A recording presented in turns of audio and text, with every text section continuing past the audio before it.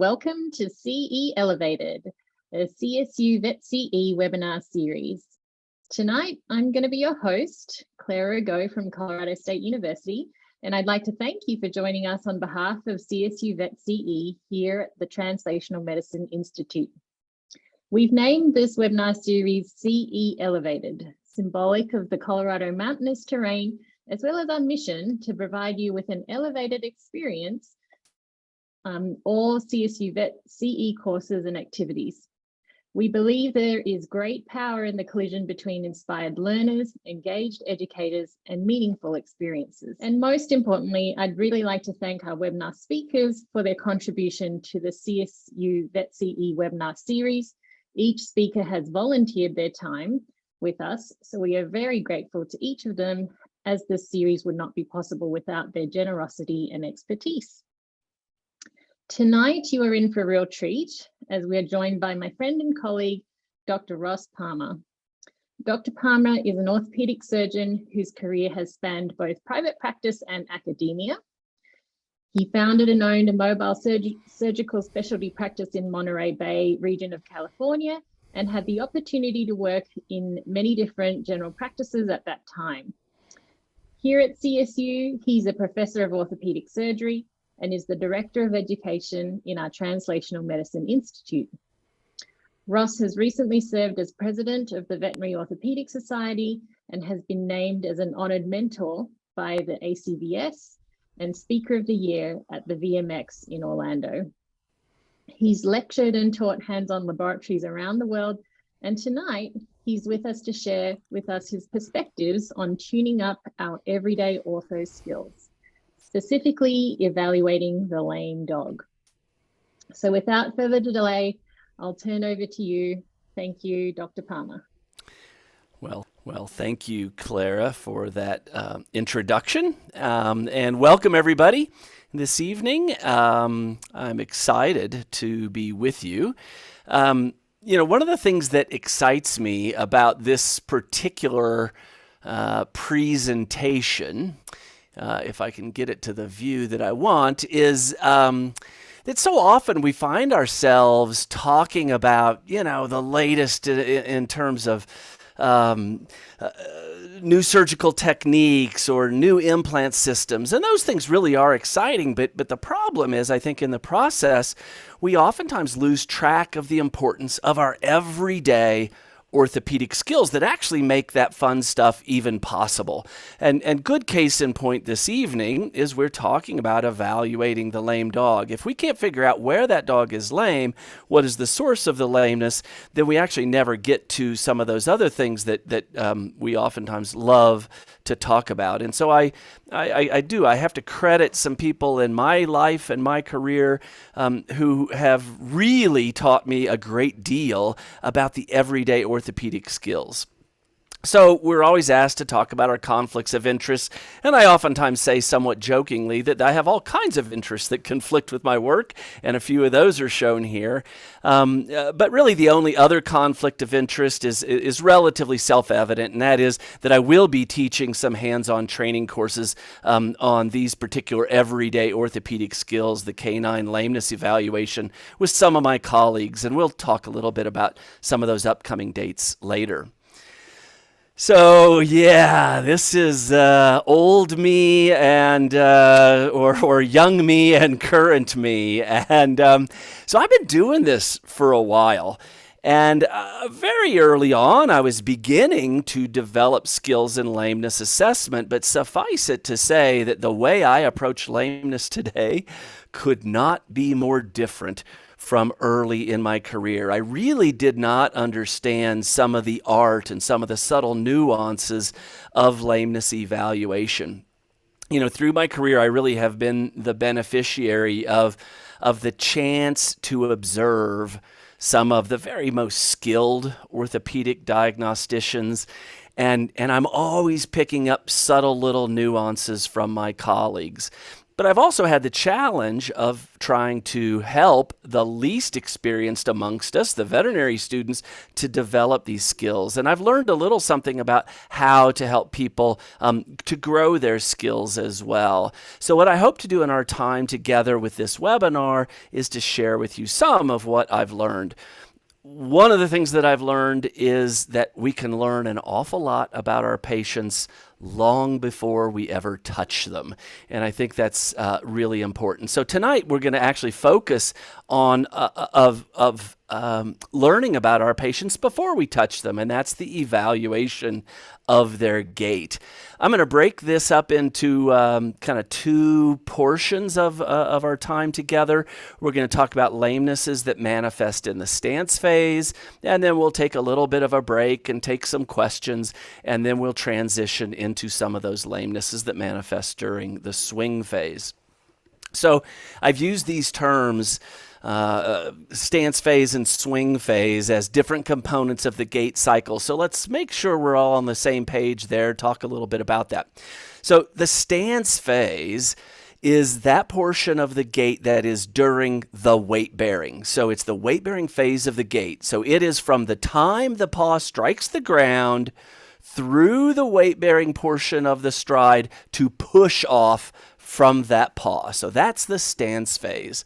The swing phase is everything else. It's the non-weight bearing phase of the gait. It's from that paw push off, the limb then moving through space in preparation for the subsequent paw strike. So during this portion of the presentation, we're going to be focusing on the stance phase and how lameness can manifest. So anytime I talk about lameness exam, even if I'm talking about a small portion of it like we are tonight, I do like to tie it in to the big picture. And the big picture is that we have to be very systematic. And a lot of people blow this, and self-included. I mean, the times that I'm not systematic are the times I get burnt. And there's any of a number of different stressors on our day that cause us to lose our focus. But I find when I really have embarrassing mistakes in terms of my workup, it's usually been I wasn't actually very systematic in my approach. So I like to consider the patient signalment. We all know that certain orthopedic conditions are more common in the young dog. Other orthopedic conditions are more common in the old dog. Some are more common in small breeds, some more common in large breeds. So that signalment is important in terms of at least framing our thinking about what is perhaps most likely in this particular patient. The patient history, that is an art unto itself. We probably should schedule a webinar and just talk about that sometime. But I think oftentimes there are elements of the history that if we get tunnel vision, if we start skipping ahead a few steps, we might not get important parts of that history. So a good example, and this is one that has happened to me, and maybe some of you can relate, is you have a patient who either is referred to you, in my case, they're referred to me as a cruciate ligament case, or maybe it's just something that that somebody in your clinic has written in the appointment down and says suspect cruciate, whatever, but you have it in your brain and I have it in my brain that it's a cruciate. So we don't necessarily pause to take much of a travel history. Well, fast forward, we start to do the workup and we discover it's not a cruciate. And now that travel history, if we had it, it would be influential upon the way we interpret everything that we see, but we don't have the travel history. And oftentimes that can become problematic. Gait observation is what we're going to talk about this evening. Then in our hands-on training course, we not only do gait observation, we do a lot of hands-on with the physical examination. But I want to point out that those should be precursors to the diagnostic imaging. Because when I look at a diagnostic image, I have to have something that helps to guide my interpretation of those images. Without the gait observation and the physical exam, I'm really blinded as to how I should be interpreting what I'm seeing. An abnormal radiographic finding is not necessarily the cause of your patient's lameness. But this evening, we're going to focus on gait observation. So let me even go to the beginning of that and say, Why do we do this? I mean, what questions are we trying to answer? And the first and the most fundamental question is there lameness today? Yes or no? I mean, the animal may have been lame at home. That doesn't mean they're lame today. So is the animal lame today? Yes or no? And if yes, do we think it's more orthopedic or is it more neurologic? And sometimes it can be both, right? But we have to make some of that subjective assessment. We also want to localize that lameness to a specific limb, or in some cases more than one limb. We have instances all the time where a patient presents to us for a lameness in, say, a left hind limb, but we discover on our exam it's actually got a bilateral hind limb lameness. So again, determining in our own mind where is this animal lame. It's really important because we're essentially saying, are we leaning our diagnostic ladder on the correct tree? And what I mean by that is I see referrals all the time where I've got a series of radiographs to review, but then when I see the patient, I realize these are radiographs of what I think is a normal limb, because it's not the limb that is causing the lameness. So I think too often we don't spend enough time up front deciding where is the patient lame. We spend then too much time and too much money working up the problem that actually is we're looking at the wrong limb. And then also let's grade the severity of that lameness so that we have something that we can use to judge either the progression of the disease or the response to therapy. So in terms of different lameness scales, this is what we use at CSU. It doesn't make it the best one. It's what we use. And you can see it grades from 0, where there's no detectable lameness, up through a grade 5 lameness. This particular lameness scale is not specific to any particular gait. And the reason that then becomes relevant is that we may have a dog, and we'll note this in our record, that may be grade 2 lame at a walk, it's grade 3 lame at a trot, and it's actually grade 4 to 5 lame when it's descending stairs. All of those are different gaits, and there may be different severities for those, and I think it's relevant to mark those down. So now the tough question about gait observation. How good are we as a profession at detecting and grading lameness? So you might want to pour yourself a beer and get ready for this, because you're going to have something to cry into. But generally, there's poor agreement between objective force plate analysis and subjective lameness scoring. This is across the board. We're not picking on any particular individuals, but generally, the bad news is there's poor agreement. And probably, as we would expect, that's especially true for mild degrees of lameness. I think we all struggle more with mild lameness than obvious lameness. That makes sense. So you've been crying in your beer. Hopefully take a moment to sip that beer, because now I do have some good news for you, and that is that there is some individual variation. There are some people who are actually very good. They correlate very well with objective force plate analysis. So some people are really good, others are not. But the fact that people can get good at it gives us hope. There's something they're doing, and if we can do what they're doing, we can all get a little bit better, and that's one of our focuses this evening. So, do we know what we're looking for? And are there tips that we can use to train our eyes to better see that lameness? And the good news is, yes, there actually are a lot of things that we can do, and I'm going to share those with you this evening. Some of what I'm about to share, I cannot claim as my own. It's not my own content. When I first heard it presented, it was brilliant in terms of its presentation. It was presented by Ben Walton. I presume it's his content, but whoever developed it, I think it was a brilliant conceptual explanation of lameness, and I certainly don't want to imply that it is my own, and I can only hope to present it half as well as it was presented the first time I heard it.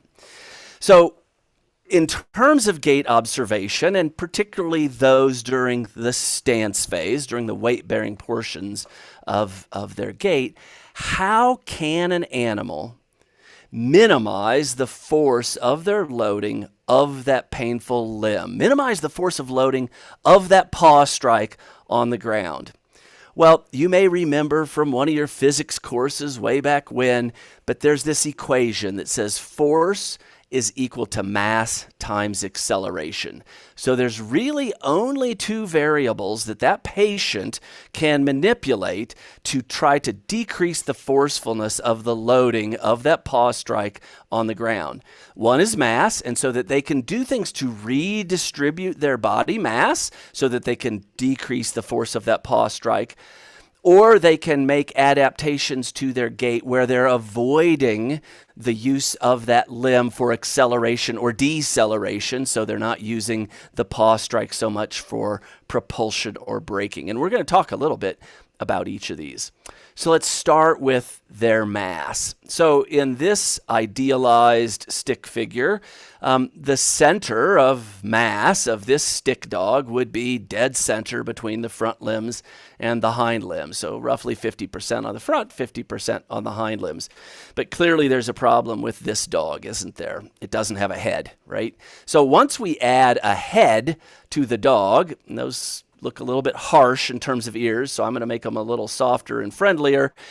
But once we add a head to the dog, what does that do? That effectively now shifts the center of this patient's mass to right around the thoracic limbs, actually right behind it, so that now we have roughly 60% of the weight on the front limbs, and you may have memorized that at some time in veterinary school, and about 40% is on their hind limbs.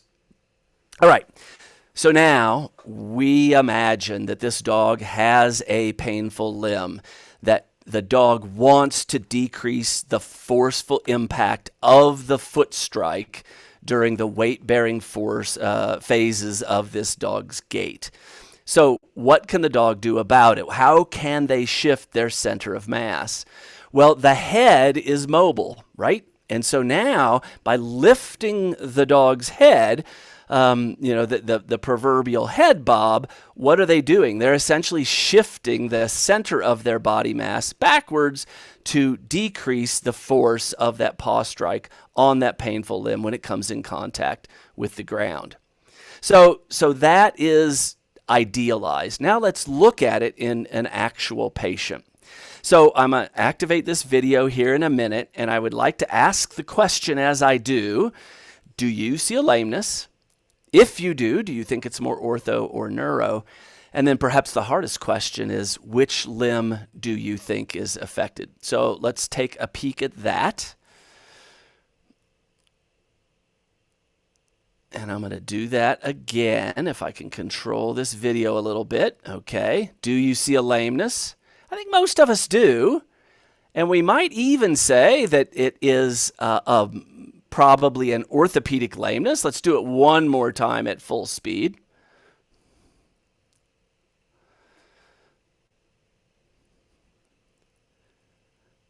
Now the thing that I want to do is I want to slow this video down, and what I want to ask you to do is, as the dog is approaching you, every time you see the dog's head rise, say to yourself, up. And notice the paw that is in contact with the floor every time you say up. So I'm going to do it with you. Hopefully it won't bug you, but up, up, up, up, up, up. The dog's head is rising every time that left front limb comes into contact with the ground. This is a left thoracic limb lameness. So a couple of tips. You just saw the value of slow motion video, and almost every smartphone has it. If for some reason yours doesn't have it, and you need to get an aftermarket app, you can do that. One that I have used in the past is called VideoPix. I'm sure there's others, but I want you to have access to slow motion video. A lot of you have learned the saying down on sound. I really like to convert that thinking to heads up. Just get in the habit of saying up every time you see the head rise, and note which limb is in contact with the ground at that time. Let's do it again. Different patient, okay, definitely has a lameness, appears more ortho than neuro, and now let's do our heads up. Up, up, up, up. This is a right front limb lameness, isn't it? One of the values as well of video and slow motion video is you not only can use it to make it much easier for your eyes to see, it becomes an educational tool when you're talking to the owner. So I frequently find, especially with thoracic limb lamenesses, that the owner will interpret the head dropping, going down, as being a sign of pain. And that's an incorrect interpretation of lameness. So I like to just show the slow motion video and kind of go through that with them so that they understand why somebody else has been shooting radiographs of the other limb. I'm thinking that's not the limb to shoot, and we're going to shoot radiographs of the limb that I believe is lame today. Okay, another few tips. Here is a dog that if we do the up, up, up, we believe it's a left front limb lameness, but if you have access to stairs in your clinic, or the owner has access to stairs, get them to shoot this sort of video for you. And as we get down to the end of the stairs, I'm going to do that one more time. As we get down to the bottom of the stairs, you notice this dog is barely bearing any weight on the left front limb, and it's exacerbated because of the weight shift forward created by the descent of stairs. And of course, when you ask a dog to go upstairs, it accentuates lameness in the hind limb. So as long as the dog has seen stairs before, sometimes that's, puppies haven't seen stairs, all bets are off. But as long as they're familiar with stairs, that can be a really helpful tool. And even if you don't have them in your clinic, ask the owner to do the filming. Now, one of the challenges, and you saw it in this video, is make sure it's well lit, right? So you don't want to try to visualize a dog that is in the shadows. Okay, so we've talked about shifting the center of mass for front limb lamenesses. What about hind limb lamenesses? And in particular, at the beginning here, I want to focus on those bilateral hind limb lamenesses, whether it's bilateral hip dysplasia, or I'm going to show you some examples of bilateral cruciate disease. But how can they shift their mass to unload both painful hind limbs? Well, once again, they can now shift the head forward, okay? And in addition to that, not only does that help to shift the center of mass forward, what you'll see dogs do, and I've got some good video examples of this, is you'll see that dogs actually begin to reposition their thoracic limbs along their trunk wall so that they're shifting their front limbs backward, further accentuating that fulcrum effect or that teeter-totter effect to unweight the hind limbs. So now we maybe have 75% weight on the front limbs and only 25% on those painful hind limbs. So let me just show you some clinical examples of that. So I am going to show you some dogs with bilateral cruciate ligament disease. And here's our first patient. So first of all, notice the dog just appears to have a long neck. And dogs can't make their neck any longer. So the reason it looks that way is the thoracic limbs are being pulled caudally. There's an accentuated shift of those front limbs that is going to become even more evident during sit, right? So when the dog goes to sit, he really shifts those front limbs backward so as to protect the hind limbs. And one of the things the dog is really doing is not only this weight shift, but the dog is doing everything in its power to avoid full flexion of the knees. This one is even more dramatic. Poor little dog has bilateral cruciate ligament disease. Look at how far this dog has pulled those front limbs backward, and then even more so to stand up. It becomes even more accentuated. Essentially, again, creating that fulcrum, that teeter-totter effect to take all of the forceful loading off those pelvic limbs. The paws are barely touching the ground in those hind limbs. All right, so my tips for you with that are, again, use the sit test as a screen for any cranial cruciate ligament disease patient. You oftentimes hear people say, oh yeah, it's a great test because the dog will abduct their hind limb. Well, that may or may not be true with unilateral cruciate ligament disease.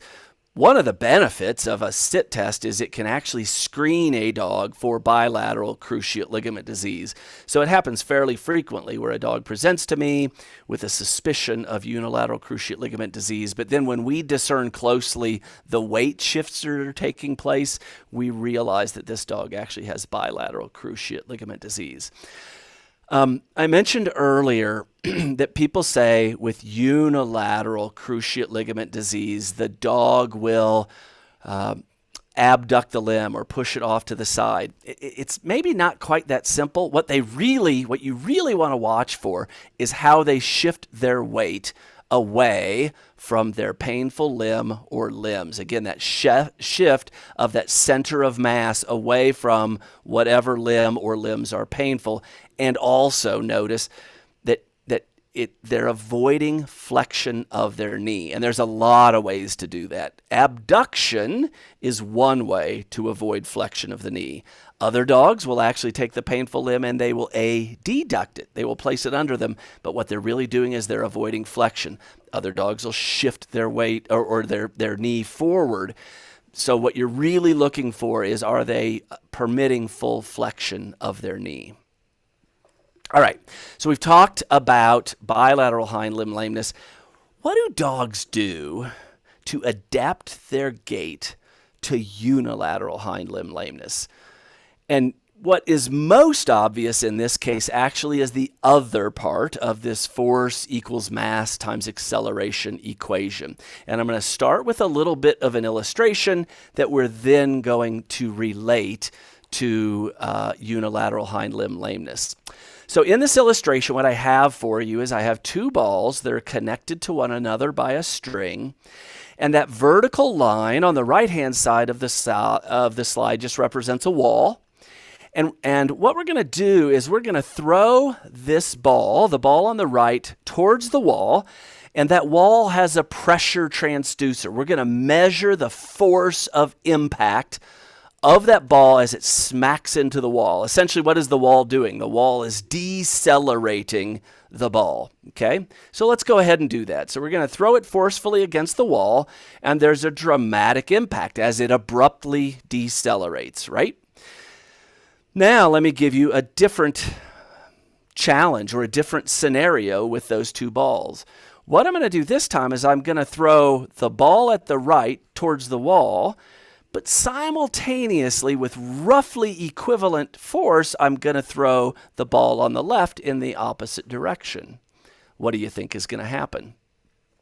Well, now the string becomes taut, but the ball on the right barely kisses the wall, right? It's a very low impact deceleration created by the wall. There's very little measured force of impact. And you're like, okay, I see all of that. That makes sense to me. But what does this have to do with lameness? All I'm going to do is I'm going to take that two ball sort of orientation. I'm going to rotate it 90 degrees in space. And I'm going to tell you that that upper ball represents the dog's hip. The lower ball represents the dog's paw.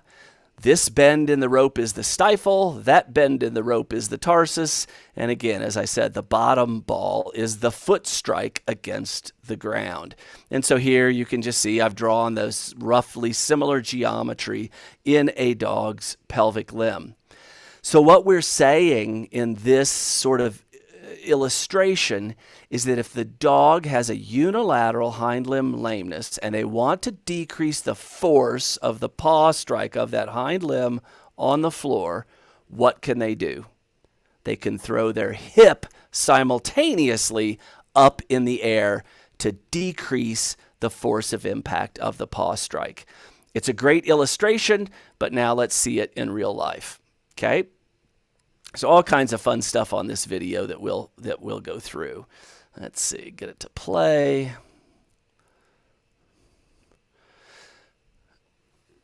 So I'm the strange guy in the scrubs in blue on the left, and I'm going to even go back to that. And what I've got is I've got a smartphone on a selfie stick down at the level of the patient.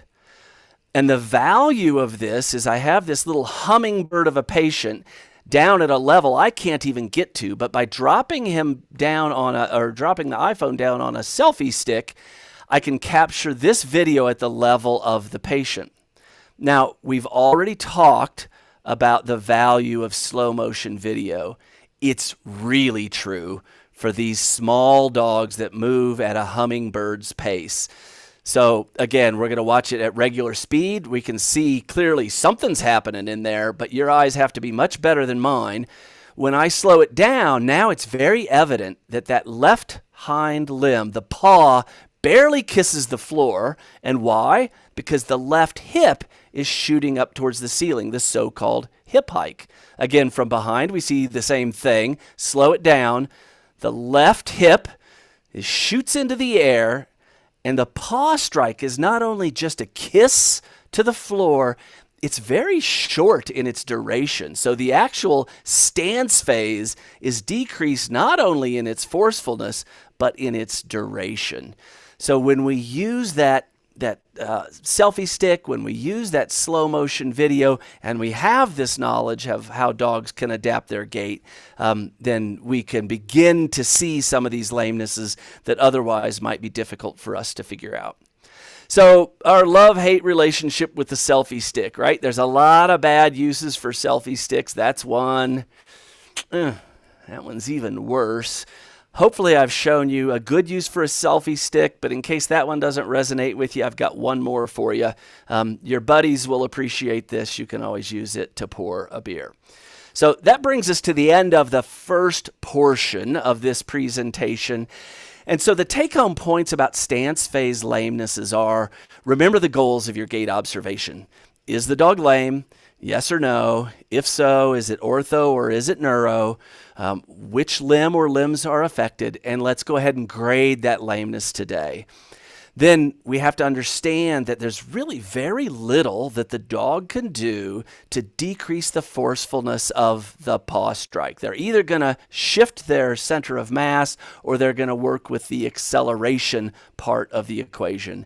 And then in terms of tools that can be really helpful, slow motion video regardless of the breed, but particularly helpful with the small breeds, and the same is true for the selfie stick.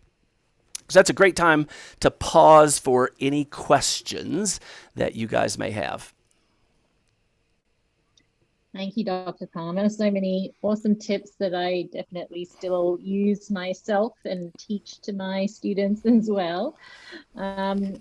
So, you know, those gait observation tips are so valuable to determine which is the lame leg due to pain, but you know, there's sometimes this struggle with localizing then that pain to a specific point on the limb itself. What tips would you have for that? Yeah, I mean, obviously, great point, right? Is we need to figure out which limb or limbs are affected, but we're obviously not done at that point, right? And I love the fact that you're kind of pointing out that pain is one of the things we're interested in. You know, we get so carried away when we're learning about lameness evaluation of how to detect instability, how to detect crepitus, etc. Those things are oftentimes pretty late in the disease process. If we're going to catch some of these diseases and injuries early, we need to be able to actually localize the pain. If we're waiting for some of those secondary changes, we've waited too long. I think some of the art of that is in our, whether we want to call them fear-free principles or we want to call them calm animal handling principles, but the idea is if we want a patient to tell us where they're physically uncomfortable, then we're probably going to need to make sure that we have them in a comfortable situation. Maybe flipping that way or that message around is if they have a lot of situational discomfort, then that's going to overshadow any physical discomfort. So a lot of it is the art. It's the way we approach that orthopedic exam. Then another thing I like to talk about is that you really do have to know normals to recognize abnormal. And that's true really in all of veterinary medicine, but one of the applications of that is in the ortho exam, is having a really confident knowledge of How comfortable should a dog be through elbow flexion? How comfortable should a dog be in terminal elbow extension? And that same thing holds true for every single one of the joints. What is normal? What am I expecting? All of those hands-on skills are things that, in our coursework, we talk a lot about that, both the art and the science of the orthopedic exam, because as you know, that is so much of the battle, is being able to localize exactly where that pain's coming from. Great question. Yeah, absolutely. And then another one, lameness can be either due to pain or mechanical dysfunction. So how are mechanical lamenesses different? Good question. Yeah, and some are probably a combination thereof, but actually that's probably a good segue into this discussion of swing phase lamenesses, because oftentimes those lamenesses are really mechanical in their origin, and oftentimes they're not terribly painful. So maybe rather than spending a lot of time in the Q&A, I'll just use that as a launch into the next session. But yeah, let's switch gears and let's talk about some of the classic swing phase lamenesses. And these are some of these mechanical lamenesses. And the mechanical lameness, at least of these entities that I'm going to talk about, are due to various soft tissue contractures or restrictions due to a fibrotic myopathy. So of the pelvic limb, what I'm thinking of is a classic one is in German Shepherds. It's a fibrotic myopathy of the gracilis or the semitendinosus, or sometimes both of those muscles. And if we look at where those attach, where they pass from the pelvis to the proximal tibia, and we imagine those muscle bellies drawing taut as the affected limb swings forward, I think we can begin to predict some of the gait abnormalities that we're going to see. When it comes to the front limb, one of the classic ones is infraspinatus contracture. And again, if we imagine that infraspinatus is no longer a compliant muscle tendon unit, but it is a fibrotic mature contracture, I think we can begin to imagine some of the restrictions that we might see with that clinical condition. But before I jump into those specifics, I'll just make some very general comments, and that is that when there are soft tissues that are not of their normal compliance, then we get these swing phase restrictions, and oftentimes these aren't painful, so we don't see the head bobbing up and down. We don't see the hip hike. Instead, what we see is alterations to the stride. And if we were paying close attention, one of the things we oftentimes could measure is alterations in the stride length. But what is probably easiest oftentimes for our eyes to see is an alteration in the swing pathway of that swing phase of the gait. And oftentimes that's noted towards the end of the swing phase, where that soft tissue is preventing the normal completion of the swing phase. So I'm going to just give you an example here, clinical challenge for you to take a look at. And we have a young hunting dog that has presented for lameness. The dog didn't present, but originally was lame about 3 or 4 weeks prior, but it was a short-term sort of lameness, and the dog was uncomfortable at that time. Now the dog is not uncomfortable and has this unusual gait where you don't see a lot of head bob, you don't see a lot of hip hike. Instead, what you see is a very unusual swing phase, don't you? Kind of a carpal flip of that right front limb.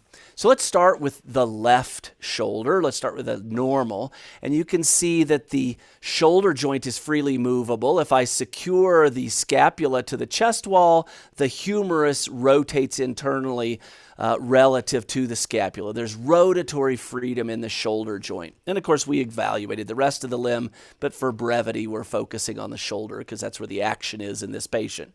Notice how the scapula and the humerus are tethered to one another. And in fact, as I pin the scapula to the dog's chest wall, there's no freedom of rotational movement in the shoulder. There's some degree of flexion that's permitted, maybe a little bit of decrease in extension, but the most obvious thing is that limitation of internal rotation of that right shoulder joint. So lo and behold, this is one of those infraspinatus contracture cases.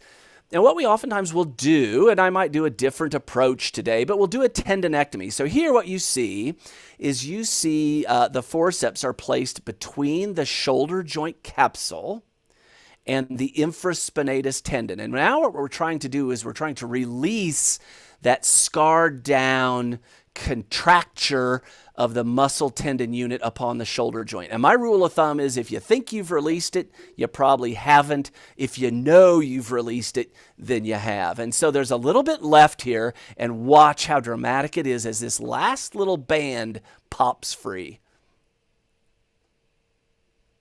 Pop. Now we take the forcep out and look at the rotatory freedom that we see in that shoulder joint. What you're seeing, you're actually seeing the joint capsule rotating freely. What we'll do at this point is we'll remove about a 1 centimeter section of that tendon to decrease the likelihood of that scarring back down. And lo and behold, with infraspinatus contracture, the prognosis is actually quite good for this therapy. So let's talk a little bit more about infraspinatus contracture. So with infraspinatus contracture, oftentimes it is in hunting dogs that we see the problem. And it is thought that there is a concussive event on the infraspinatus that is entrapped, if you will, in a very dense fibrous compartment, and it doesn't allow the muscle to swell. So when the muscle tries to swell, we get a compartment syndrome, which creates ischemia and therefore the contracture. Well, if we can do that tendinectomy like we talked about, and in this patient that was bilaterally affected, this is actually Dr. Go's case, she did a bilateral tendinectomy, and here you see the dog shortly post-operatively functioning very well, and these dogs continue to function quite well. So it can really be a satisfying condition to not only be able to recognize, but then be able to treat. And that's one of the benefits of being able to make this diagnosis. I'm going to go back to the gait, make a few other comments. So notice how with this bilaterally affected dog, there's this unusual carpal flip that you see. Some people describe these dogs as floor scrubbers. And it's not necessarily a great description, but at least it brings our mind to, if you see a dog doing something of an unusual gait where they look like they're somewhat scrubbing the floor, at least be thinking about the possibility of infraspinatus contracture. Now I want to change gears and go to this fibrotic myopathy that we see in German Shepherds in the hind limbs. Again, it can be unilateral or it can be bilateral. It can involve the gracilis or the semitendinosus, or in some instances both. But let's go ahead and take a look at a few clinical patients. Again, we can almost anticipate, when we understand the anatomy, we can almost anticipate what we're going to see in terms of the swing phase of their gait. So something's goofy in that left hind limb, isn't it? So let's slow it down. We've learned the value of slow motion video. And again, it's not a hip hike. It's more a swing phase problem. And in the terminal portions of that forward swing, in this dog, what's most evident is that internal rotation of the tibia at the very end of that forward swing of the left hind limb. And we're going to take another few views of it. Really dramatic. he kind of actually hyperflexes his knee towards the very end of the swing phase. But what's really evident in this dog is that internal rotation that comes from the fact that the gracilis and the semitendinosus attach on the medial side of the tibia. Here we're going to look at another dog very similar, but we're viewing it from the side. The other thing you'll oftentimes see, in addition to that internal rotation of the tibia, is this foot stomping sort of gait, where at the terminal portion of their forward swing, they get a sudden flexion of their knee and then a foot stomp. And so, again, kind of characteristic of the problem. Fairly classically seen in German Shepherd breeds. It's not that it can't occur in other dogs, but 90% of them that I see are going to be in a German Shepherd and then maybe other shepherds, but I see an awful lot of these in German Shepherd breeds. This condition, unfortunately, does not. Once it's a mature fibrotic myopathy, it does not respond like infraspinatus contracture to surgical resection. You may get an immediate response where they seem to be better, but it's not a sustained improvement. That's the bad news. The good news is, again, it's not terribly, it's not a painful condition at that stage of the disease, but admittedly for a working dog, which many of these dogs will be, it can cause them to need to retire from their working careers, and that is certainly the sad portion. Now, if you believe you've got a dog who's got gracilis or semitendinosus pain, but you don't see these sorts of abnormalities to the gait, you might be at the early phases of this problem. And that's where referral to a physical therapist may be preemptive and may be actually helpful in your managing the condition. Okay. So in terms of the swing phase, a couple of kind of take-home points to make. There's minimal to no head bob, minimal to no hip hike, again, because at least in these latter stages of these injuries where they do manifest in the swing phase, there oftentimes is not much pain, but there is, once again, this alteration to the stride length and that swing phase pathway. And again, we tend to note it towards the very end of the swing phase. Here, the bullet point says, a variable response to surgical resection. I just want to make sure I'm very clear in this. It's variable in terms of what is the etiology. So again, the infraspinatus contracture dogs tend to respond well to it. The gracilis and semitendinosus fibrotic myopathies, not so much. So here we focused entirely on gait. I do, if you're like going, hey, there's so much I can learn about lameness, welcome to the club. Dr. Go and I talk about this all the time. We evaluate lameness differently today than we did 3 years ago. I mean, we're always learning new things. But so we've got a hands-on training course coming up in January on the 22nd. And the format of this course is there is, a number of hours of online content broken down into palatable little chunks. But the value of that is you can do all your preparation at home so that then when you come in for this one-day course, that day is not spent sitting around a lecture room. That day is spent doing actual hands-on training.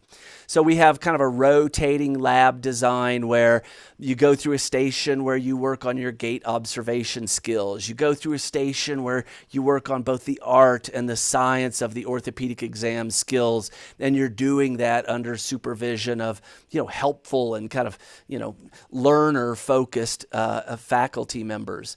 Things that we promise you'll get to feel is you'll get to distinguish between a cranial cruciate ligament rupture and a caudal cruciate ligament rupture. We induce some of those changes in cadavers so that we can be confident that you know the difference and how they feel and why that is so incredibly important. Other examples are things like we talk about dorsal hip luxation versus ventral hip luxation, how they feel differently, and again, why it's important to recognize them kind of up front. So there's a lot of things we do that way.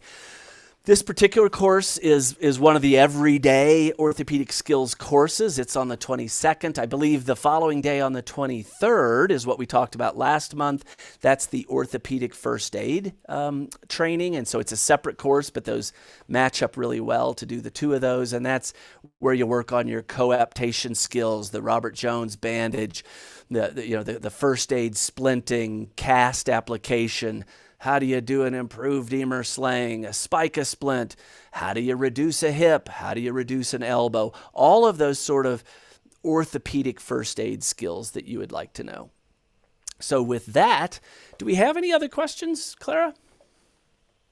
I think you mostly answered it. Just, so much of the ortho exam skills are hands-on. And so I think part of it was just, what will be covered in that upcoming course.